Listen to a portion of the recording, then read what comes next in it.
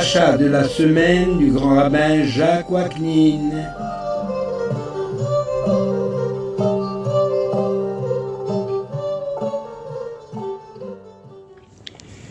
Chers amis, bonjour. La paracha Toledot, l'aide divine permanente.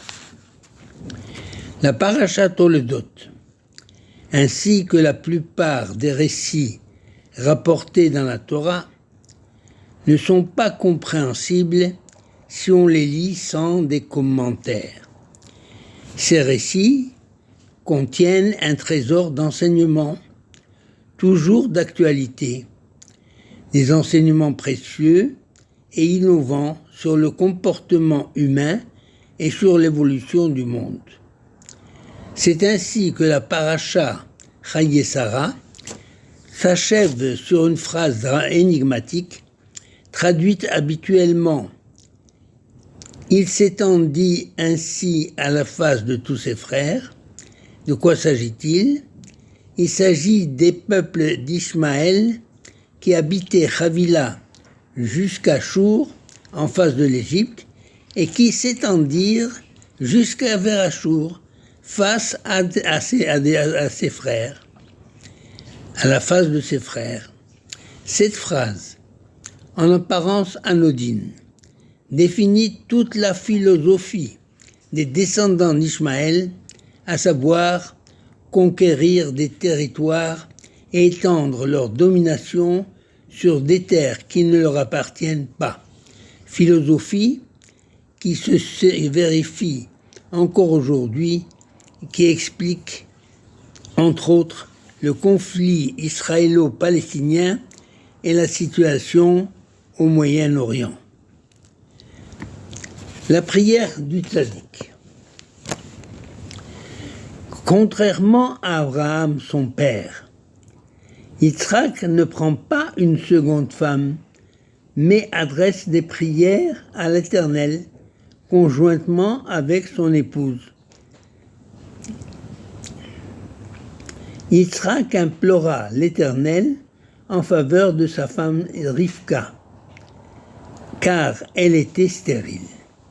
L'Éternel exauça sa prière, à lui, Yitzhak, et pas celle de sa femme, fille de Bethuel araméen. Rachi explique l'importance que Dieu accorde à la prière d'un tzaddik par rapport à celle d'un impie, d'un rachat. Il écrit dans son commentaire: Dieu l'exauça, lui et pas elle, parce que la prière d'un juste, fils d'un juste, ne ressemble pas à celle d'un fils d'impie. Cependant, certains de nos sages affirment que la prière d'Yitzhak n'a été exaucée que par les mérites de sa femme Rivka, ainsi qu'il est écrit Vayatar Yitzhak lenochach ishto. Yitzhak adressa sa prière face à sa femme. C'est donc grâce à sa femme que sa prière a été exaucée. La Torah nous révèle l'importance de la prière d'un tzaddik, d'un saint homme. Cependant, nos sages tiennent à préciser que les tzaddikim ne sont que des intermédiaires dont l'aide est plus efficace dans la mesure où le demandeur fait un effort pour progresser dans la Torah et les mitzvot. Les enfants s'agitent. Elle toldot Yitzhak ben Avraham. Avraham holit Yitzhak. Ceci est l'histoire de Yitzhak, fils d'Abraham. Abraham a donné naissance à Yitzhak. Cette répétition n'est pas fortuite.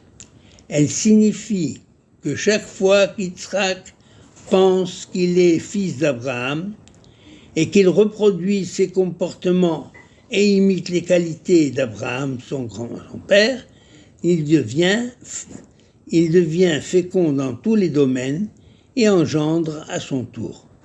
C'est ce qu'écrit le Maharam Kamshinov. Comme les enfants s'agitaient dans son sein, Rivka s'est demandé ce qui lui arrivait. Elle alla à la yeshiva de Shem et Ever pour les consulter. La réponse dépasse le simple phénomène physiologique et constitue une véritable prophétie. La Shivan lui répond « Deux nations sont dans ton sein, et deux peuples sortiront de tes entrailles, l'un plus fort que l'autre, et le grand servira le plus jeune. » Dans le verset suivant, la Torah nous révèle qu'il s'agit de Esav, ainsi nommé parce qu'il est déjà sorti, achevé, accompli, suivi de Yaakov, ainsi nommé parce qu'il saisissait son frère par le talon. Là également, la Torah nous renseigne sur la différence entre la civilisation occidentale et la conception du monde de la Torah. L'Occident est caractérisé par sa certitude de pouvoir répondre un jour à toutes les questions que l'on peut se poser sur les phénomènes de la vie, grâce à sa science toujours en marche. Tandis que la Torah affirme que certains domaines sont inaccessibles à l'esprit humain, si développé soit-il, ainsi qu'il est écrit « Hanistarot Lashem, Vaniglot Lanu Ulvanenu Ad Olam » Les choses cachées sont pour l'Éternel, et les sources révélées sont pour nous et pour notre descendance jusqu'à la fin des temps. Donc le peuple juif vit avec certitude que souvent la question est plus importante que la solution. En tous les cas, ce qui fait la grandeur du peuple juif, c'est justement d'obéir à la Torah, même s'il n'en comprend pas le fondement et la profondeur, parce que par confiance pour l'Éternel. Des jumeaux qui s'agitent dans le sein de sa mère est un phénomène courant. Donc des jumeaux qui s'agitent dans le sein de leur mère est un phénomène courant. Mais Rashi, citant le Midrash, s'empresse de nous révéler que ces jumeaux se heurtent pour l'héritage de deux mondes depuis le ventre de leur mère. Il y a deux mondes, donc le monde.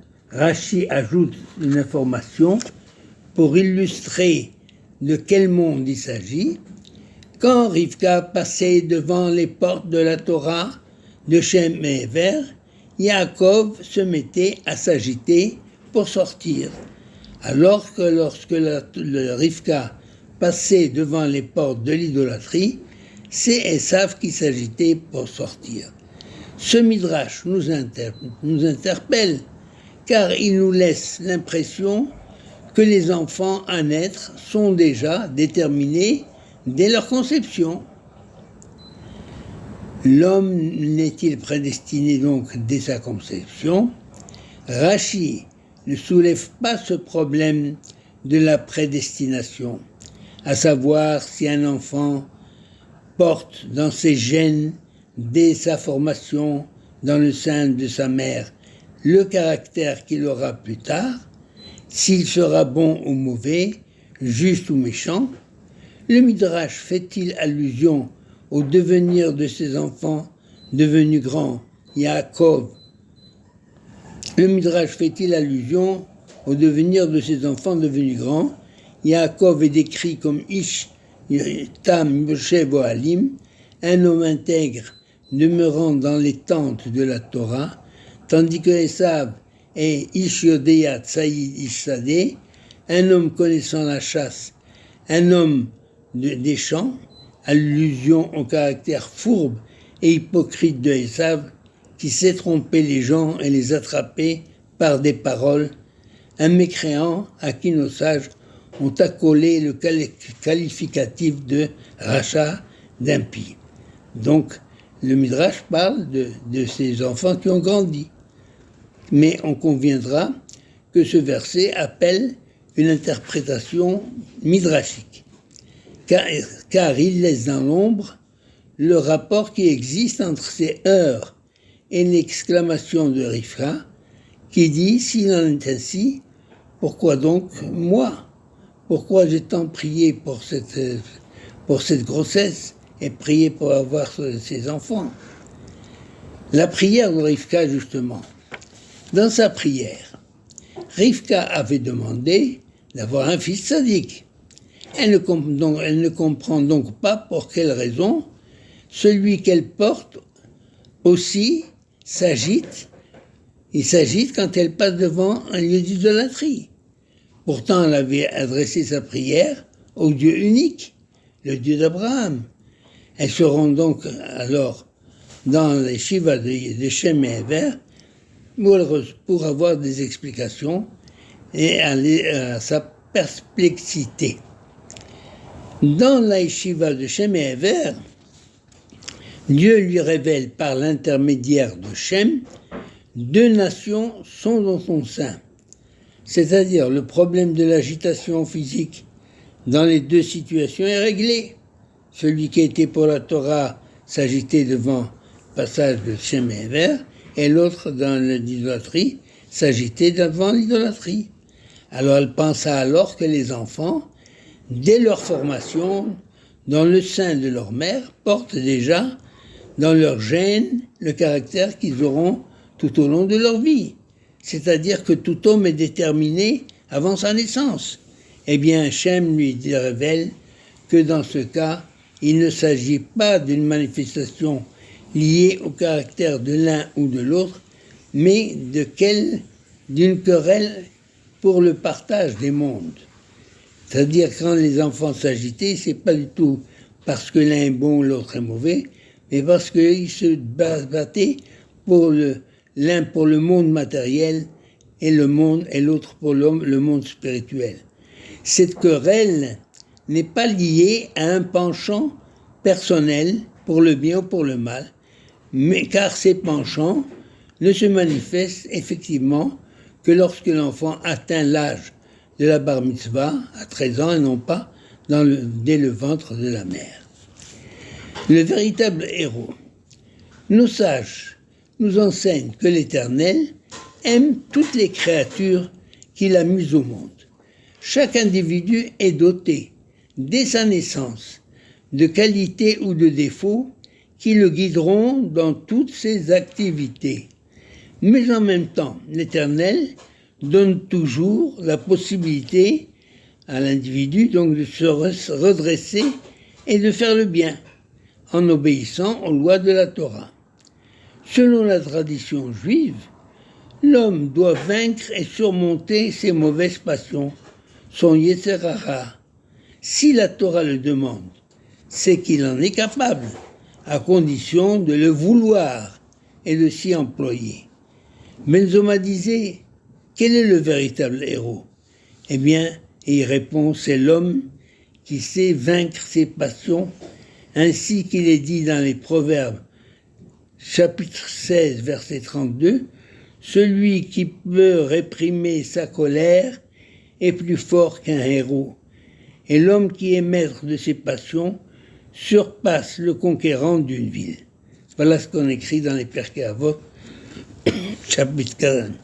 Rivka fut donc rassérénée par les révélations divines et elle alla tranquille attendre la naissance de ses jumeaux. Beracha ve'hatzlacha.